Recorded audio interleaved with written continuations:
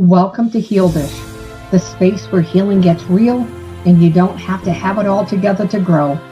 Each week we explore the nervous system, emotional resilience, and the journey from surviving to thriving. You're not broken, you're healing, and you don't have to do it alone. This is Heal Dish. Let's begin. Good evening, everyone. Welcome to another Monday episode of Heal Dish. I am your host, Gina. I'm a certified neurotransformative practitioner and to have you here. And so welcome. Hi, Dave. Welcome. Welcome to Sly and to Scott. It's so good to be here. Hold on. I'm actually going to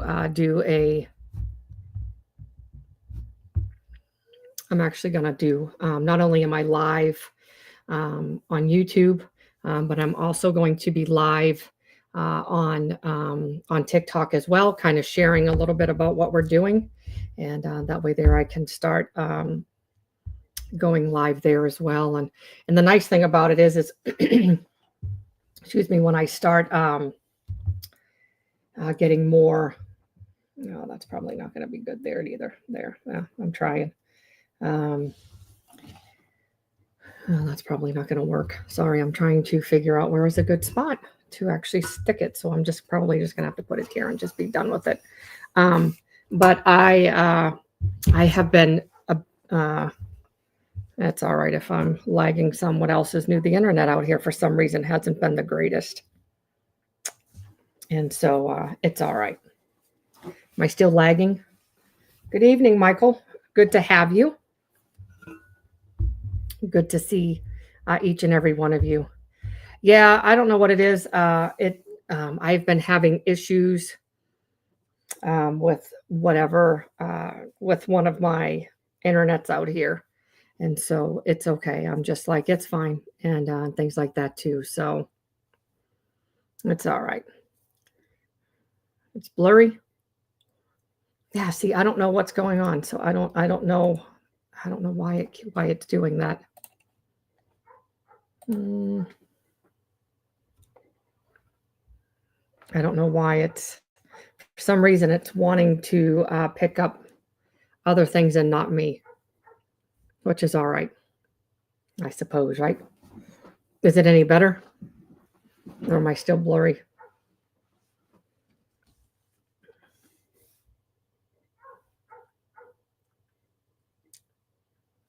I've noticed that the camera has started to get, I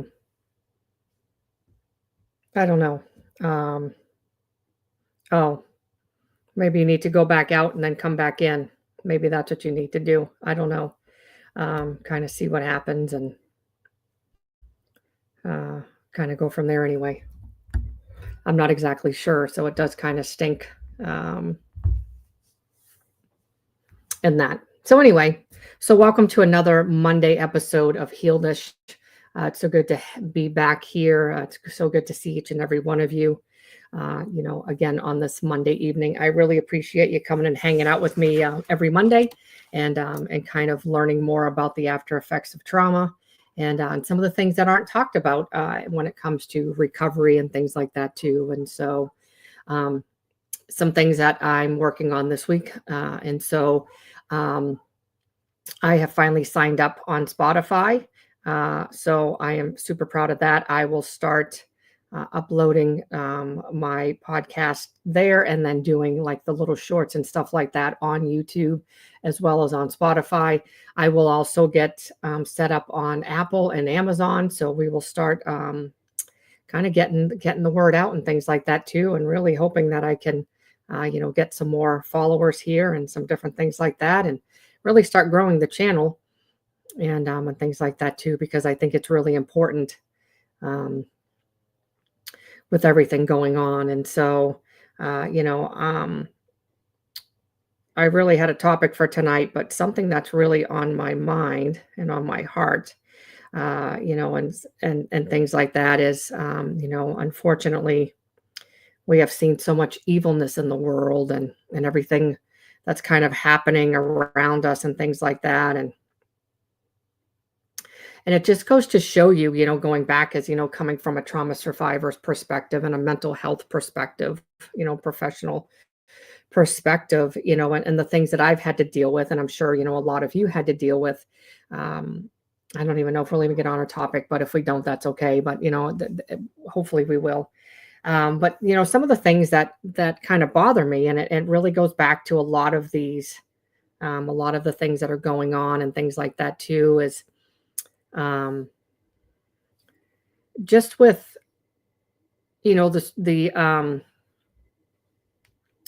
the school shootings and just everything else that's going on. It's just heartbreaking, but it all boils down to mental health. That's what it always boils down to. Not always, but in these circumstances, it's boiling down to mental health.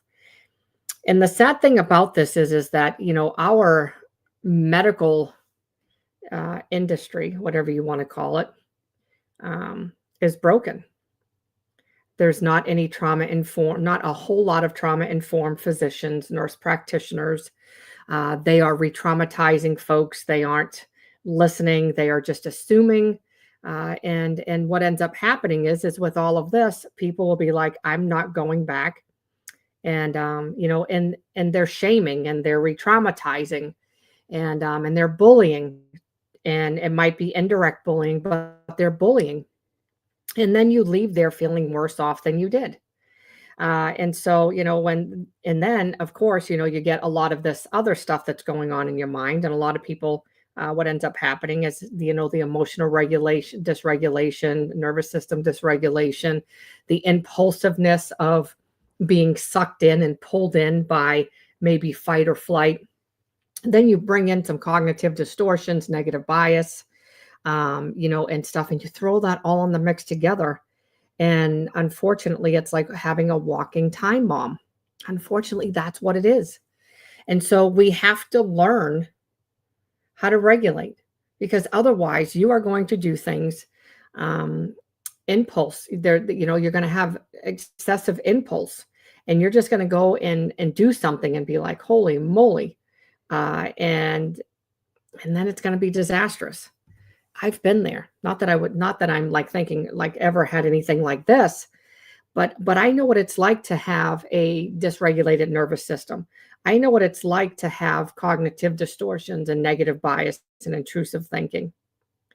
I know what it's like to feel that impulse thinking, oh my goodness, like it's just like something is just sucking you in. I know what that feels like. And some people, unfortunately, don't have, some people just don't have that.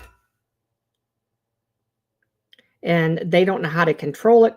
They go to the doctor tells them one thing, wants to put them on 50 million medicines.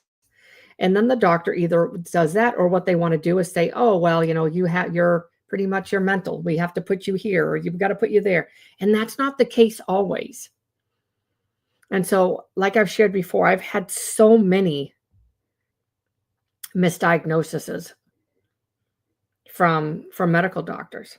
I've been fat shamed. I've been body shamed.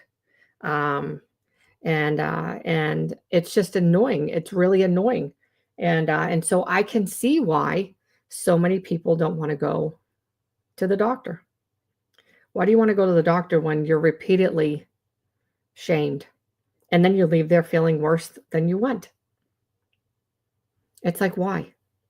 Why do they feel the need to add in things that they don't know nothing about? And a lot of people don't understand, but see, those diagnoses follow you wherever you go. And so when you work with like a coach, or if you work with like a nurse, a holistic nurse practitioner, a naturopathic doctor, usually a lot of them don't take insurances for that reason there. They don't want you to be labeled. Could this stuff have been avoided? Maybe. I'm not going to say yes, and I'm not going to say no, because it's a maybe. But I think our healthcare system could do better. We need more trauma informed and trauma trained individuals to help, especially when there are so many traumatized individuals in the world, whether it's from childhood trauma, from 30 years ago, 40 years ago, even longer, or if it's something that has happened recently. We already know that there's a huge correlation between trauma and mental health, huge correlation. And so it's just crazy. And the healthcare, it's nuts. The healthcare system is just a lot more people need to be trauma informed, trauma trained. When Gramps put on there about the new VA clinic, like it's hopeful for vets to be able to get more help. But is that happening in every city, or is that just happening where he is?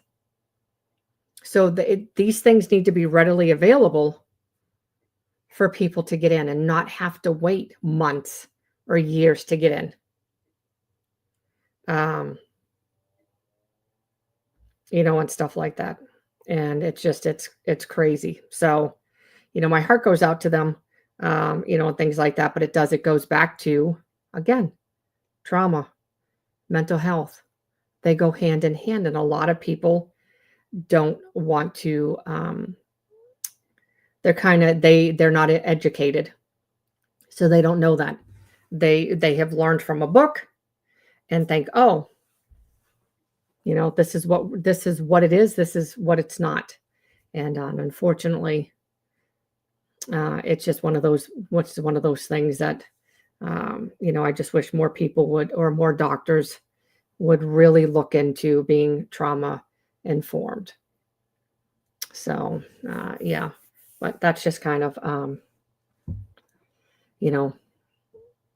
kind of look at things from kind of that perspective as well, and things like that too. And really coming from the other side of things, from a trauma survivor perspective, and also from a mental health professional perspective. I really think that that doctors could be more sensitive. They could be more caring. Although, when they probably did their rounds and their residencies, obviously that's probably not how they were. But, there's a time and a place for things. And so, even like when I went to the doctor, I looked at my diagnosis codes and the things that they put on there.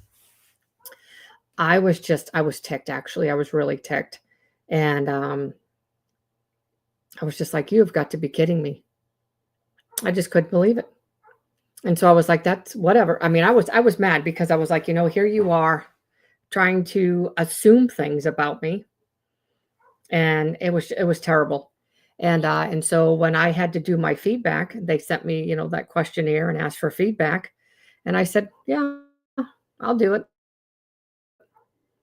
And I did. I did the feedback. Sorry, I'm freezing again. I did the feedback, and I wasn't nice. I mean, I was nice, but I wasn't nice. I told them, you guys can't assume things. You just can't write down things. So, so next time you go to the doctor, pay attention. So where I'm going with this is, unfortunately, our healthcare system is broken. We know that. But you know what? If you don't like going to a regular doctor, try going to a naturopathic doctor, and going to a naturopathic doctor, a holistic alternative doctor, and and kind of seeing which one. I don't know. I see both, and here's why. I see a regular doctor because, unfortunately, because my holistic nurse practitioner, our insurance will not cover any test that she orders. And so what she does is she tells me what she wants, and then I go to my family doctor and have him order it. But eventually, I would like to probably find a different doctor as well. Because I feel like we need to be our own advocates, and sometimes we just can't. And when you're battling, when you have the knowledge and you're battling, not really battling, but kind of battling in a way with a doctor that is book smart, and that's what he's learned. But then you have somebody like me, like I don't have a doctorate. I don't have a PhD. I don't have a master's, bachelor's, associate's, nothing. But I have the life experiences and then everything that I've learned. I have studied under some of the greatest psychologists, world-renowned psychologists, and have a lot of knowledge. And so again, I really think that you need to learn to be an advocate for yourself and really look at the diagnoses, because these doctors are just out here throwing all kinds of things around, and it's terrible. And I will give you a prime example of exactly what happened to me. And I'm speaking out because there are so many people that this is happening to. And so again, it goes back to why do we not want to go to the doctor?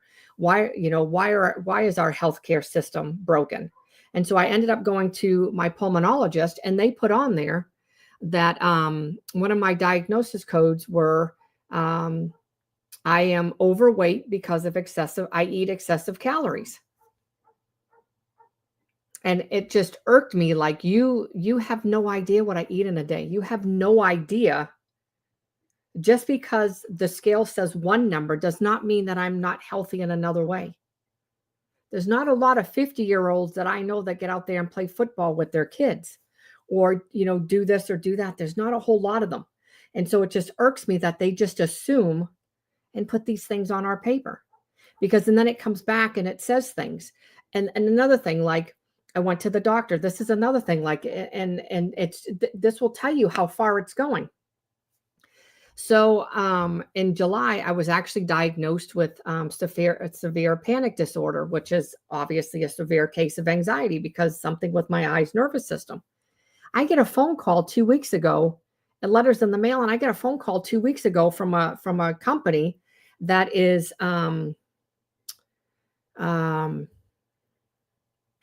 what is the word? Contracted. Couldn't think of the word. Sorry. They're contracted through our insurance company, and they're calling me because they know what my diagnosis code was. And they said, we have your diagnosis code from the doctor. And we feel we can help you do this, this, this, and this. Really? So how is that even good? So now it's is the insurance companies giving our information to these third-party companies, or what is the deal? So it's it's getting out there more and more and more. It's okay, so we need to speak up and, kind of figure out what's going on. How are these companies able to do this? And things like that too. And so I like to be transparent because the things that I go through are probably the things that a lot of you are going through. And so just being able to say, you know what, I know I'm not the only one. And so it's not only shaming, but it's indirect bullying. And then you leave there traumatized again. So who would want to go back to the doctor? Not me. I'm like, whatever, see you later. And so, we have to figure out ways to take care of our mental health. So that's why I do what I do here. So I try to bring raw, real truth about mental health and trauma, the correlation, coping skills, just a lot of demonstrations, hands-on, just things like that, and talk about the things, not only my life, the things that I've gone through, but the education that I received, because it's not talked about enough. Not talked about enough. And so it's the same thing. So tonight's topic is trauma and overthinking. And so if you went to the doctor and you told your doctor that you were overthinking, chances are they're going to tell you that you have ADHD, ADD, you have something else going on, and it's not related to trauma, because unfortunately, a lot of them aren't trauma informed. And so again, it goes back to safety. It goes back to the nervous system. This touches exactly what we talked about last week and what kind of we've been following with everything else about nervous system regulation, about safety, about trust. When there isn't any, what ends up happening? And so if you go to the doctor and you say, hey, I'm overthinking, and you tell them that, you have endless loops in your head that keep you awake, you're anxious, and you second guess yourself, they're probably going to be like, you have anxiety. But they don't look at your history. They don't go back and say, oh, you endured all of this, maybe from your childhood, maybe you were in other things. But they don't look at all of that. They are so quick to label us. So quick to label us. And they just don't listen. And so I want to be able to educate and give you the tools and resources that you need to help you on your healing journey. Because like some of you, I don't like going to the doctor. I've spent 25 years in therapy. I loved my therapist, but I felt like I was just hitting a wall each and every time. And I just said, enough is enough. Like, how long do you continue when you know that you're not healing? Why do you continue to go to the doctor to be, it's a form of abuse. Let's just be real. When you are ashamed and re-traumatized, it's a form of abuse. And it just irks me. So, really making sure that you're taking care of yourself in one form or another, whether it's through, listening to the podcast, listening to other podcasts, whether you're making sure that you're doing something as far as, journaling, art, breath work, mindfulness, trauma-informed exercises, trauma release exercises. There's all kinds of things that you can do. YouTube is filled with tons and tons of things that you can do. But sometimes we do need therapy, coach, something, someone to get us over the hurdles that we're facing, the challenges that are in our face. And that's okay. That is okay. There's nothing wrong with that at all.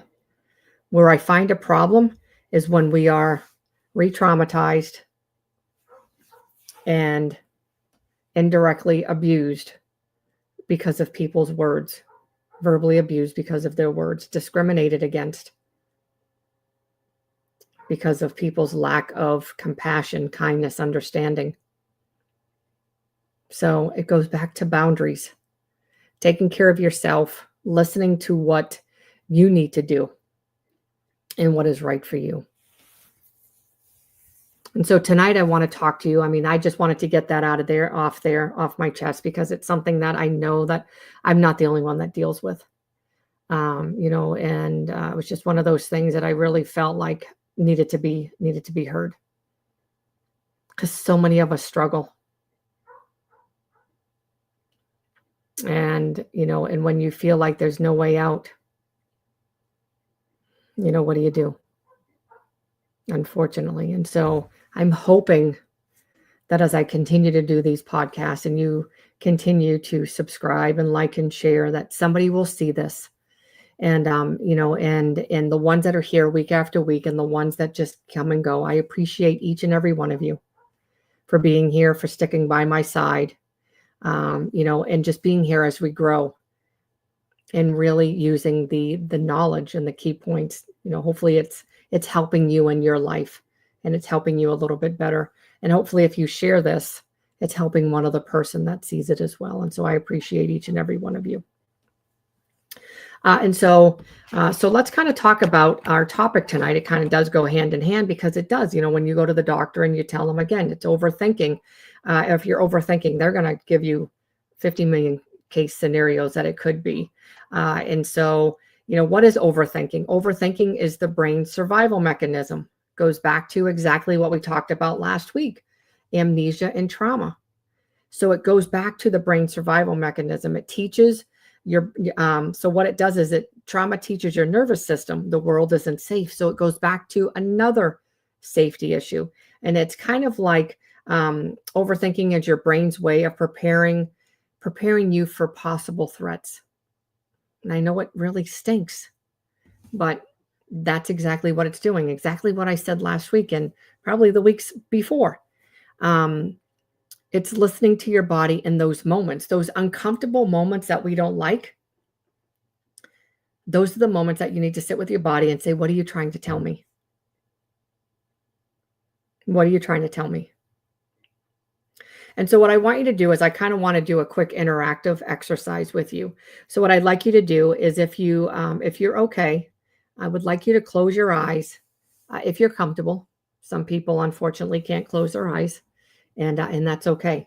I used to be one of those ones that I did not like closing my eyes. But if you can and you're in a safe place and you feel safe, close your eyes. And what I want you to do is recall a recent situation that you've been replaying in your mind. It could be a ruminating thought. It could be a recent situation that just keeps playing over and over and over. And what I want you to do is I want you to feel how your body is reacting. Do you feel tension, heat, restlessness? Where do you feel it in your body? Where do you feel it? That's the somatic portion of it. Where do you feel it? And then I want you to say to yourself, this is my survival brain trying to protect me.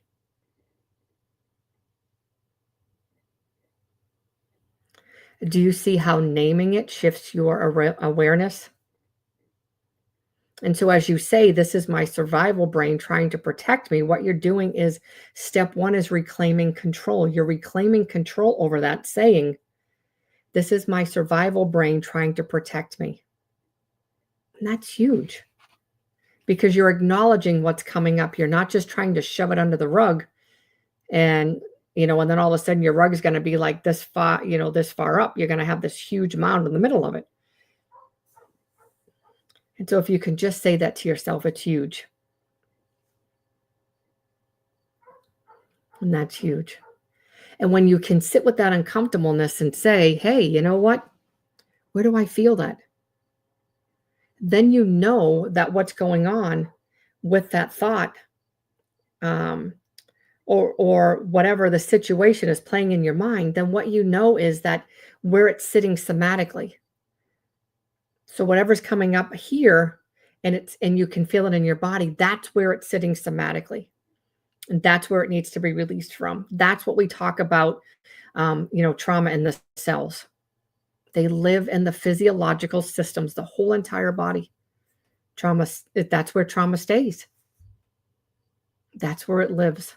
And it will not come up and out of us until we do some sort of somatic exercises, some sort of somatic, something somatically to get it removed from our body.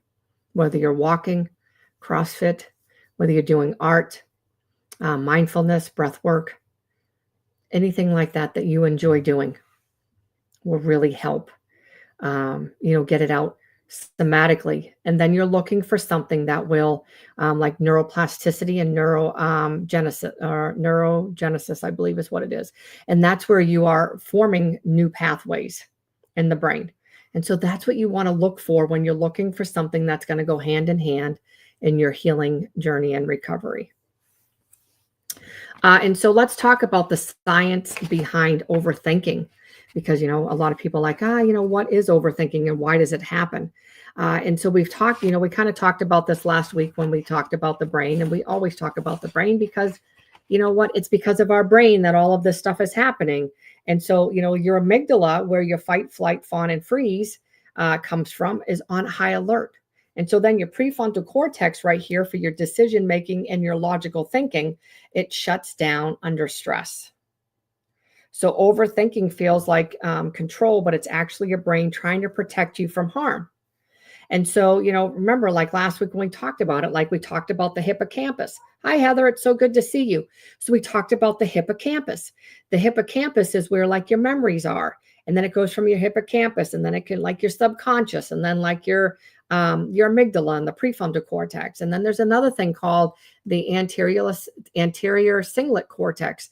That plays a role along with the prefrontal cortex, but that goes along the lines of when, you think you're lazy and then you overshare and things like that. But that's a part of the brain that is kind of, we like to say offline. I don't really want to say underdeveloped, but it's just offline. Like you have gone through so much stuff, your brain's like, nope, I'm done. And it goes back to survival. It's your brain's survival mechanism. And so it shuts off because it's trying to protect you from harm. The body knows. The body is trying to protect you. And it's like, oh, a lot of people don't realize this. And so, when you are stuck in fight, flight, fawn, and freeze, or freeze, I should say, not and freeze. Hopefully you're not in all of them. That's the amygdala. Your amygdala is hijacked. And so you have to start working in the subconscious. You have to start working on neuroplasticity and neurogenesis. You have to work on all of that to start forming new pathways in your brain.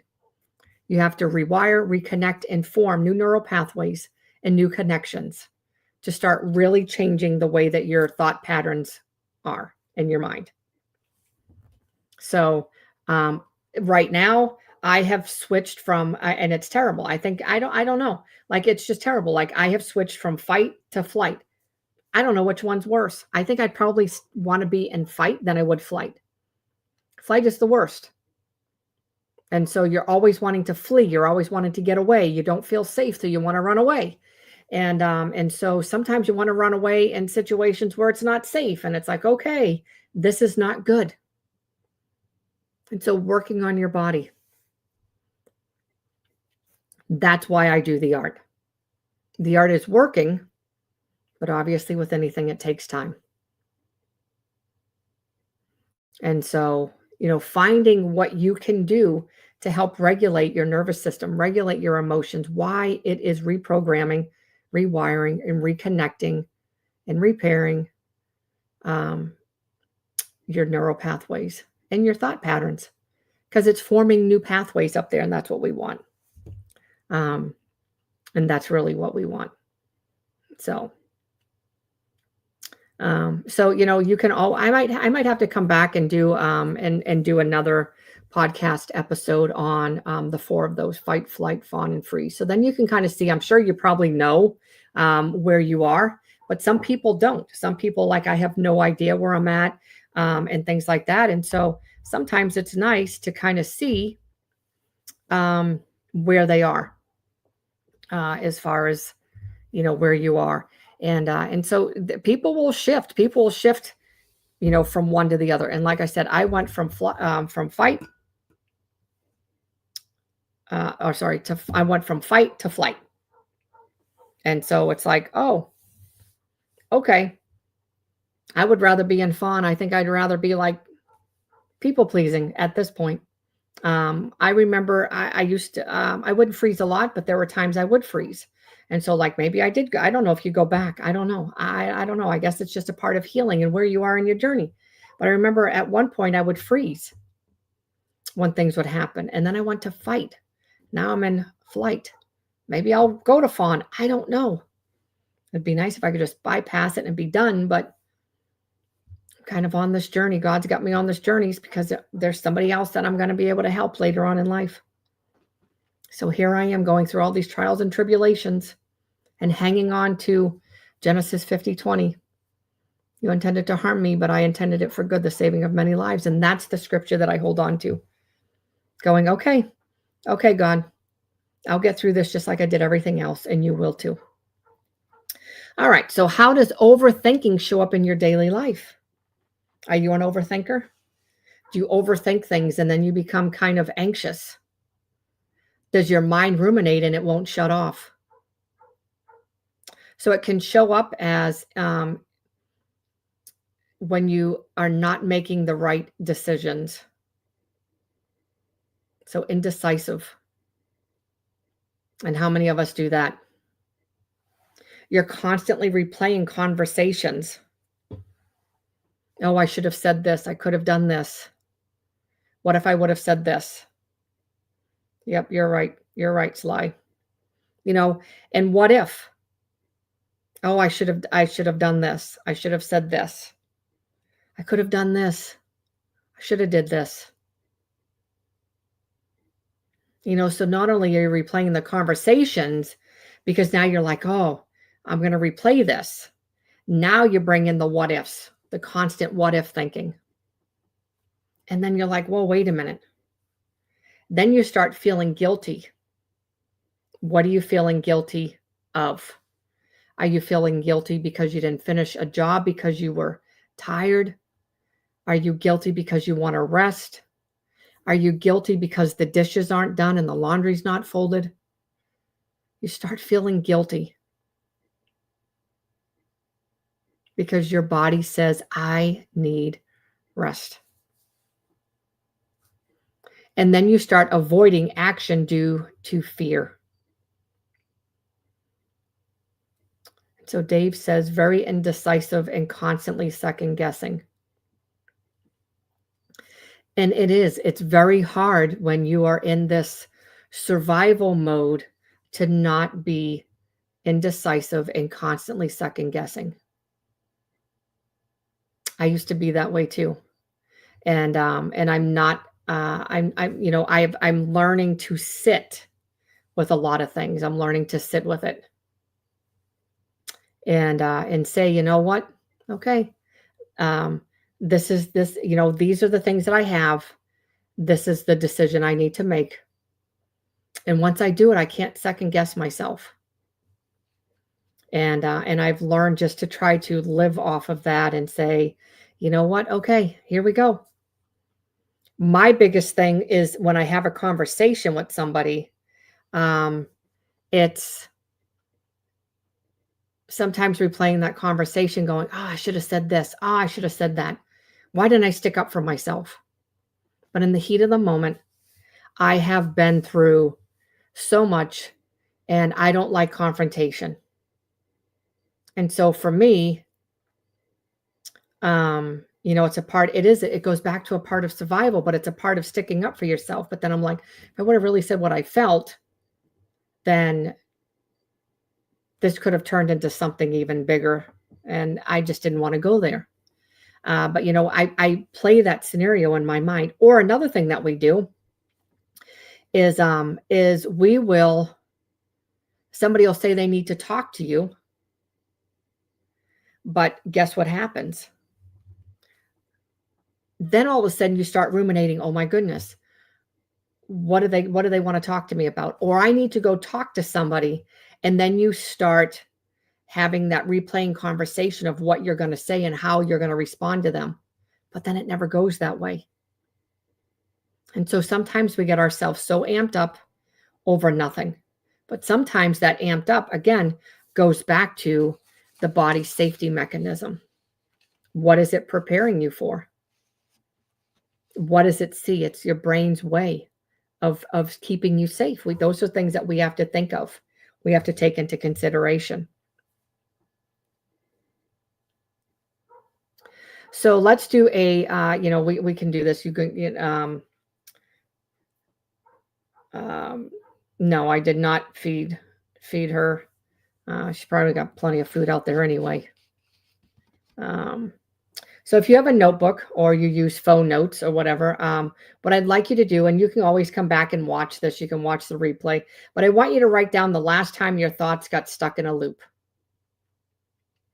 When was the last time that you had a ruminating thought that just kept going and going and going and going and going? And as much as you tried to stop it, you could not. Didn't matter what you did. You tried to stop it, but you couldn't stop it.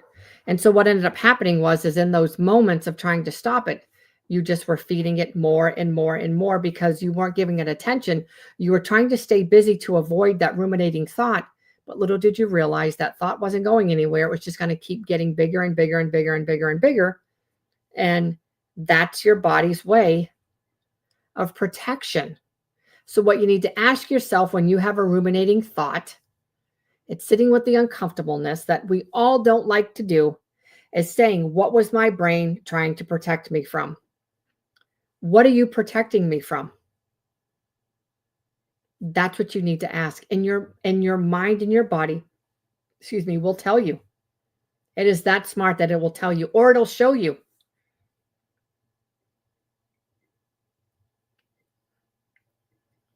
But understanding that you don't need to resolve it right now, just observing it is the first step to breaking this cycle. That's how I was able to stop my ruminating thinking. Sitting with the uncomfortableness and asking my body, what is it that you're protecting me from? Why is this happening? What and why? And so remember to ask yourself, what was my brain trying to protect me from when I'm having these constant thoughts that are coming up? Or maybe it's maybe it's not a thought. Maybe it's like something that just keeps replaying in your mind. But there's a reason it continues to replay in your mind. And so when we start doing this, we're breaking the cycle. So we're breaking the cycle not only of this, but we're learning to break the cycle for more intergenerational things that are going to come up and occur across all generations. And so you can call yourself an intergenerational cycle breaker. That's what I refer to myself as. I am I have broken so many cycles, although there's more, but I have learned to break so many through my education, through God, through, relational repairing, through a lot of things. But it takes hard work. Not going to lie. It's a lot of work to do to get, to heal, to get over this. I'm not going to lie. I'm not going to sugarcoat anything. But if I can do it, trust me, you all can do it as well. But literally sitting with the uncomfortableness and asking yourself, what are you trying to tell me? What are you protecting me from? That's really what you need to ask yourself. So what are the hidden costs of overthinking? Overthinking isn't harmless. It can cause emotional exhaustion. You're just so drained emotionally, like you're like, I could sleep for days. I don't care if I talk to anybody. My emotions are like burnout. Blech, I'm done. Have you ever felt like that? Do you have relationships that are strained? You had good friendships, good relationships, and all of a sudden they have gone sour. You're like, what happened? These could be some of the hidden costs of your overthinking and not sitting with that uncomfortableness and identifying exactly what it is. Missed opportunities. Have you allowed your thoughts to take over so much that you've missed all of these opportunities in life? Recently, in the past, in the near future? Really looking at the overthinking and why are you having it? Nervous system burnout. Your nervous system is stuck in survival.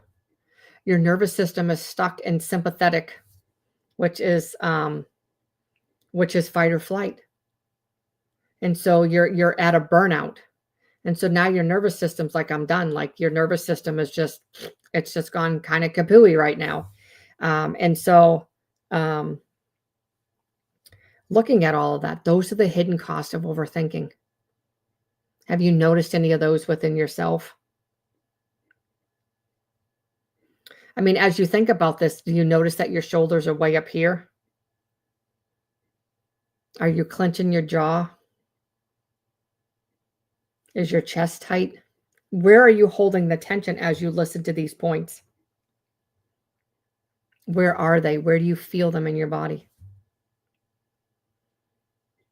At one point, as the first year of working with clients and then working on, because when I came out of my program, my educational program, when I got my certification as a trauma practitioner, the first year I came out of there, and I was working with clients, but I was seeing my own coach. Literally, my shoulders were like this. Like, I'm not going to lie. So, like, this is how they were. who is it? Like, what was his name? I want to say like Uncle Fester, but is that his name from like the Addams family? I don't know. Like his shoulders were like up here. I don't even know. Maybe it's Frankenstein. Who knows? But anyway, so my shoulders used to be like this all the time. And so as I started doing more of the work, more of the healing, more of the transformative stuff, working through finding out who I was, discovering the things that are happening with me, using God, using the things that he's taught me, using the Bible, using it to go hand in hand with what I've learned. My shoulders don't do that anymore. But it got to the point that I'd be in session and I'd feel my shoulders do this. And I would have to tell my brain, it's okay, relax, Gina, you're fine, relax. And I would relax and I would put my feet on the floor and I would ground myself. Yeah, I don't know. Is that who it was? Like, I don't know. That's who I'm picturing. Like, that is, he had his shoulders like up in his head. Uncle Fester, maybe. and so that's how it used to be. And so I was accustomed to that for the longest time. So now my brain, if I'm tense and that happens, and it hasn't happened in a very, very long time, knock on wood, that my brain would automatically say, oh, Gina, your shoulders, and I would be able to relax. I can tell in sessions when my client becomes dysregulated because I watch them breathe. And I watch their shoulders come up into their ears like this, and I watch them breathe. Somebody that is dysregulated and somebody that is going through a lot, they will breathe with the top of their chest. They will breathe in this area. You can see it. Somebody that is on, that they are in kind of the thriving portion of their healing, they will start breathing from their diaphragm, from the lower parts of their lungs. They'll use this part, but they will breathe from a lower part. And so you periodically have to take deep breaths. And if you don't know where you're breathing, record yourself one day and then go back and watch it and see where you are breathing from. Because if you continue to breathe up here, unfortunately, not to scare you, but the lower part of your lungs are not going to operate optimally like they should if you are not breathing.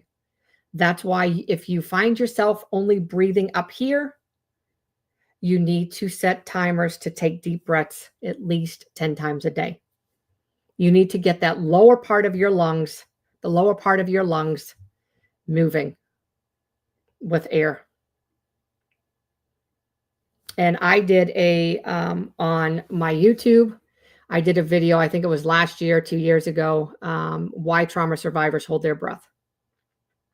And so all of this goes hand in hand. It goes back to trauma. It goes back to survival. It goes back to safety. Holding your breath and breathing up here is because your brain and your body is waiting for the next threat so you can flee, so you can fight, so you can be like, see you later. So it's that amping up, getting ready to leave. So think about it. Think about it. And so pay attention to how you breathe. Because I used to be those ones that would breathe up here. And I would be those ones that would be sitting watching a movie. And my brain would say, oh, breathe, Gina. You're not breathing.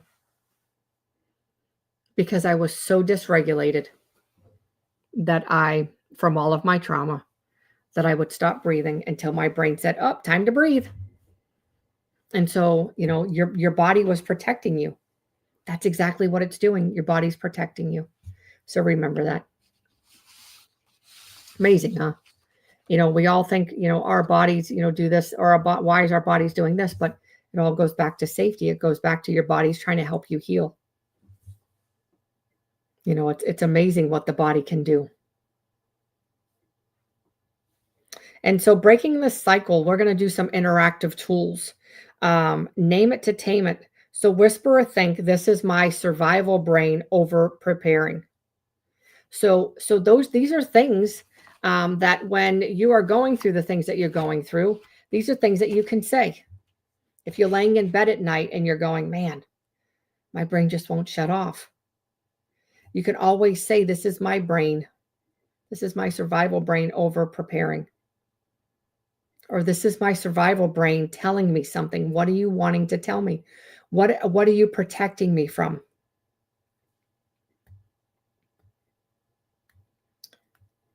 And then safe enough decisions. And so this is where you think of one small decision you've been stuck on. And then ask yourself, what is the safe enough choice right now? What feels safe to you right now as you're thinking about that? What is that?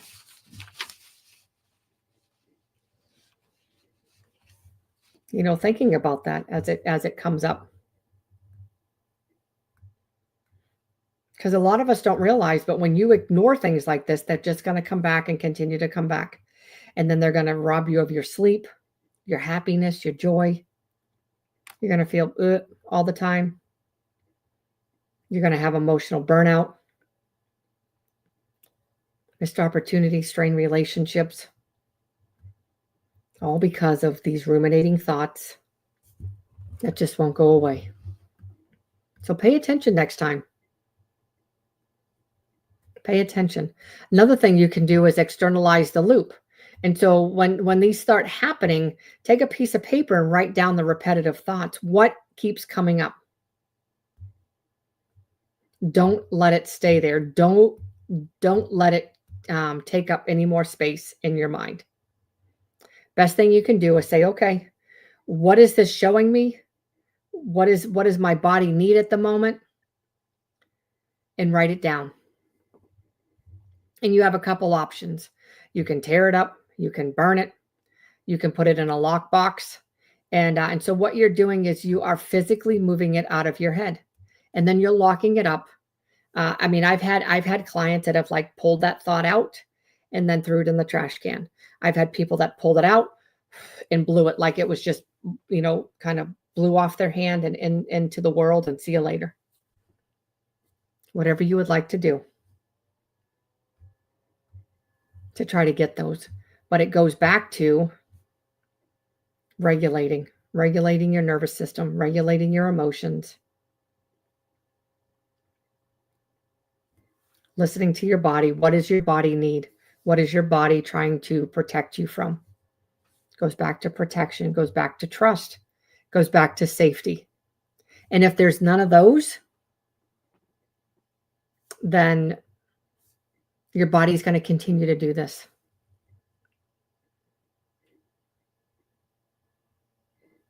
All the time until you take control.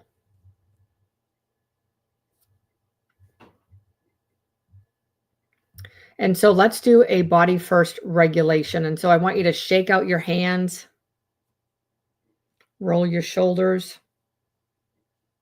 and then stretch your neck.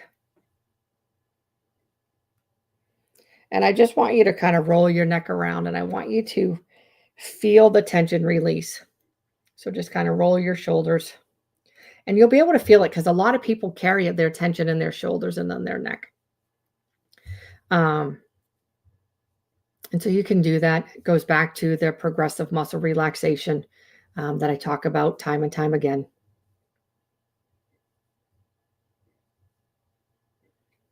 And then it goes back to, close your eyes for 1 minute. And as you sit there and you breathe deeply and tell yourself it's safe to pause, my brain can rest. And so when you tell yourself that, you're giving your brain permission to rest. You're giving your body permission to rest. Because how many of us don't do that? How many of us are self-critical of ourselves and we second guess everything, and then it brings up, a lot of shame and a lot of guilt because of the things that we're doing. Those are the things that we really have to take into consideration. Those types of things. And so telling yourself it's safe to pause. My brain can rest. I'm tired. The dishes can wait.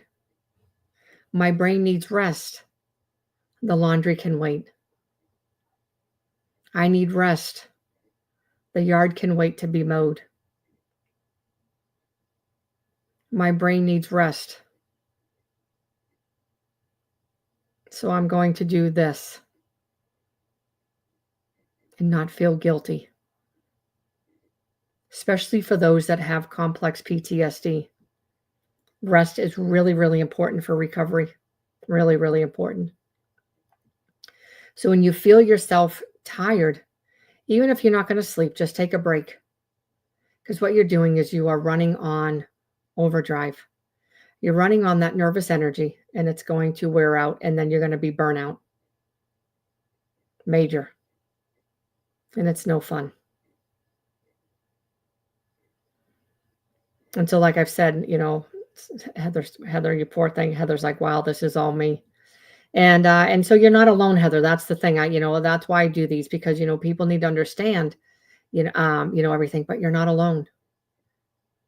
But it's saying, I need rest. I need rest. What do you need rest from? Because when you have complex trauma and you're not resting and you're running on nervous energy, you are literally you're making everything, your mind and your body, work harder, not smarter. And that's when a lot of things are going to start coming up. You're going to start having a lot more chronic pain, the ruminating thinking. You're going to have maybe some other chronic issues, not just pain, but other chronic issues are going to start arising. You may have develop an autoimmune disorder. So there's a lot of things that you really have to take into consideration when your body says, I need rest. You really need to allow your mind and your body and your soul to rest. Even if it's 5 or 10 minutes. Those dishes can wait. The laundry can wait. Cleaning your bathroom can wait. Sweeping the floor can wait. Mowing can wait. Rest is what's important. Because you're not going to be optimal when you're working from, only being half. You need to be full. And if you are so tired that you're just living off of nervous energy per se, then it's just you're going to repeat that cycle. It's going to be a repeated cycle and you're never going to get anywhere. You're going to continue to do the same things. And so you really need to sit and rest. So again, like I said, even I get caught in the overthinking loops from time to time, but the key is not perfection. It's awareness and gentle practice. And so, but I can sit there and say, okay, what is my mind and my body trying to tell me? And sit with the uncomfortableness. And there's still things that I still deal with that I'm still working through. There's no magic pill. There's no magic thing to do. But when your body feels safe, it'll say, okay, you'll know. You'll know when your body says it's okay, because those things will stop. They will stop, which is amazing. And so when you pause and reflect, think about it. What do you notice? Where do you notice that your mind is spinning? And then how can you apply what we have talked about tonight to those types of things? How can you put this in your toolbox and put it to good use later on? And so overthinking is not you being broke. It's not you having any type of mental illness, any type of things like that. Overthinking is your body's way and your brain's way of protecting you. And now with what we've learned tonight, you can actually teach it, reprogram it, how to respond, in a safer, in a safer way to respond. Because now you're going to teach it. Your body has been stuck this way for so long. This is all it knows. It only knows survival. It's up to you as the pilot of your vessel to start taking the steering wheel and saying, okay, this is what I need to do. I need to teach it these new safe ways to respond. And being gentle with yourself. You can't be angry because you're having these thoughts. Or you're seeing things like an imagery, like a movie playing in your mind. Events, circumstances overplaying. You can't be mad at your brain because it's trying to protect you.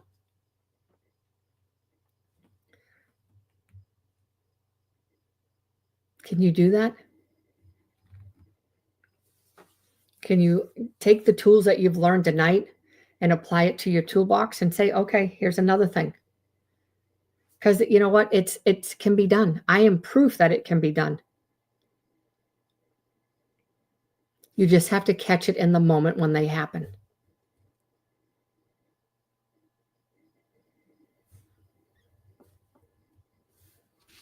Again, it's your body trying to protect you. That's what it goes back to. It all goes back to safety. It all goes back to survival. And these are all things that we talk about. It's raw, real truth. These are the after effects that we deal with when we come from a traumatic background, circumstances, events, things like that that occur, and and stuff like that. It doesn't just have to be childhood. All throughout life, we are dealt, cards that we are going to witness, have things done, unfortunately, and we have to be ready to say, okay, this is my mind, and this is my brain, and this is my body protecting me. And it's you taking the steering wheel of that vessel and saying, okay, I'm driving the vessel today. The vessel is not driving me. And when I was able to do that, when I was able to say, you know what, I can't let these thoughts control me. I'm going to start learning how to control them. That's when things started turning around for me. And I was able to learn to sit with that uncomfortableness and say, you know what, I'm not going to allow you to control me.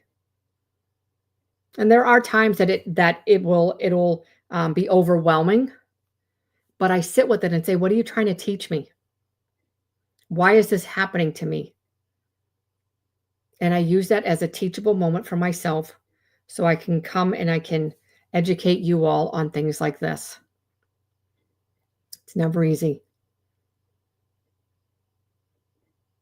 But we need to hear these types of things.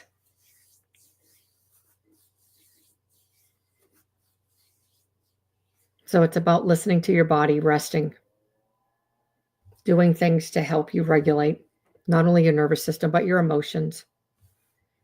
Do things that you need to do so your relationships aren't strained, so your friendships aren't strained. Do it for yourself. Don't do it for anybody else. You have to do it for yourself. Healing comes from you. You have to do this for yourself. Nobody can see what's happening up here but you. And so really saying, okay, this is what I need to do. You've got this. And so you've learned some things tonight that I'm hoping will help you as you go through more of this healing and recovery and understanding. The body is a tool. It's an amazing tool to help you heal. And that's what it wants to do. But it's trying to show you things. It's amazing, isn't it? Do we have any questions? Questions, comments, concerns? As I always say. And so I like doing these and bringing the education piece in and then giving you some tools and resources. And I like that because then it gives you an understanding of why your body, why your brain is doing the things that it's doing. Because a lot of people would say, oh, my brain is stupid. My body's stupid. I'm broken. I'm this, this is dumb. Why does this keep happening? Da, da, da, da. And you're not being compassionate. You're not being kind to yourself. And so then it comes back to, they're just going to come back more and more and more. So remember to give yourself the same compassion and kindness that you would give somebody else going through something similar. Just being gentle with yourself. Rest when needed.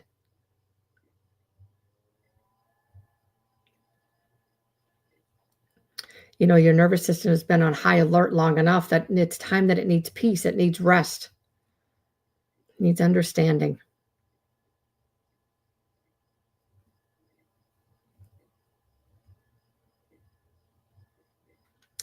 Yep. And so Heather, Heather said, I try to keep my mind busy because I feel pain or I think about things. Absolutely. And most people do. They keep busy because they don't like to say, okay, why do I have this pain? Or why are these things coming up for me? And it goes back to, there's a root cause of all of that. It goes back to safety. It goes back to safety. Your body does not feel safe. So that's why there's a lot of things coming up. And it could be not only is it a like a ruminating thought, it could be something of the past that keeps coming up, kind of like a flashback. And that's coming back because of the triggers. So, that's the thing, and so a lot of us don't like to sit with that uncomfortableness. I did not like to sit with it. I hate it. But I'm slowly learning to sit with it because I'm learning how powerful the body is, how a wonderful tool, what a wonderful asset it is. And the body will heal. If we can work with it, the body will heal, will help us heal.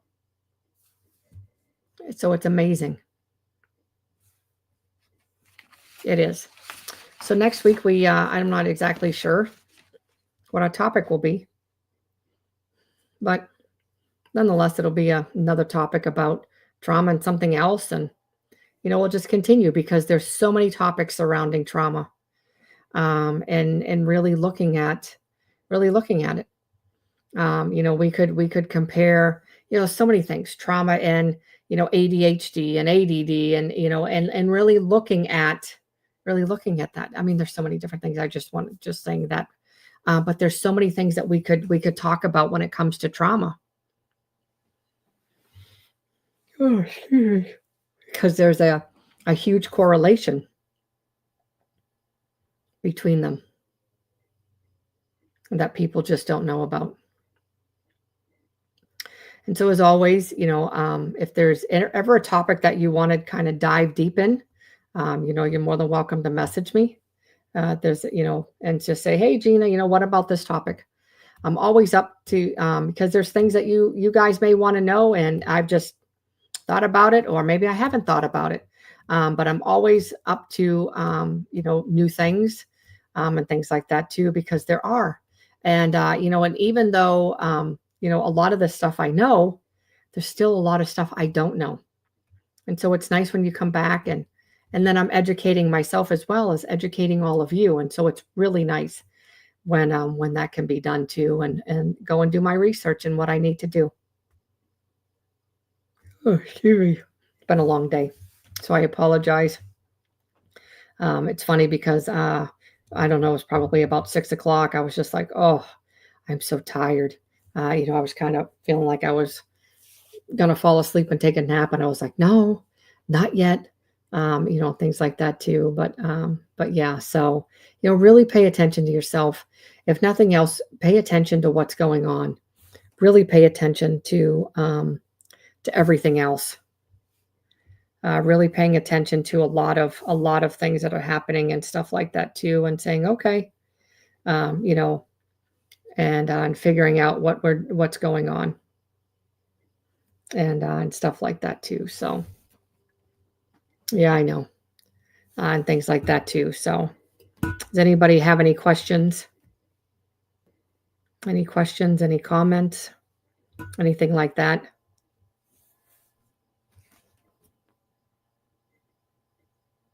So I appreciate each and every one of you for being here. And so I will be back. I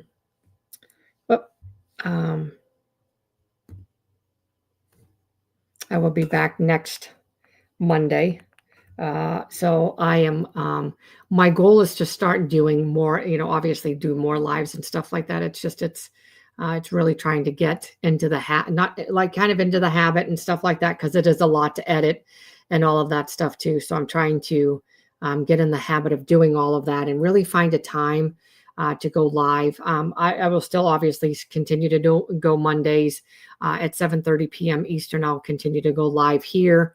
And then I will continue to start doing more lives on YouTube. I'm sorry, not YouTube, but TikTok. And then what I would like to do is, and then, really start doing more. I'm debating whether I want to do my art on here or if I want to do my art on my other channel. And so we'll see what happens. I might just switch it, keep this all mental health and trauma stuff. Maybe try going live a couple days a week. and then, drawing, 1 or 2 days a week, and kind of figuring it out how I can do that, and maybe draw like one day a week, and then I can make some shorts and then have, the one video and stuff like that. And so trying to play around with it to make it work with my work schedule as well, and the things that I'm trying to, trying to accomplish and stuff with doing, my website and all of that stuff, and really trying to figure out things and getting things going and stuff like that. So we'll see. But as always, I appreciate each and every one of you for being here. Remember, you guys are warriors. That's what we all are. We've been through a lot of battles, but we're still standing. And so we are warriors. And so I appreciate each and every one of you for being here. If you take a moment to like and share and comment, I want to share something with you before we leave, and then I will be finished. But I want to share this with you. Hopefully you can see it, and then we will be gone. So I hope each and every one of you have a good week, a blessed week, and I will see you next week. So here is a debuting ad that I want to share with each and every one of you, and hopefully we will see you here. So we are trauma survivors, real people who overcame what tried to break us. Each of us carries invisible scars, stories of pain, but also of courage. Trauma does not choose a race or gender. It is something that can happen to any of us. But trauma does not define who we are. It shapes the path we rise from. Our trauma didn't make us stronger. Overcoming the battles did. And we never want anyone else to endure the weight of the after effects we carried. Together, we are proving that healing is possible. That resilience is real. That hope is alive. This conference is more than an event. It is a movement. A space where survivors, professionals, educators, and coaches come together.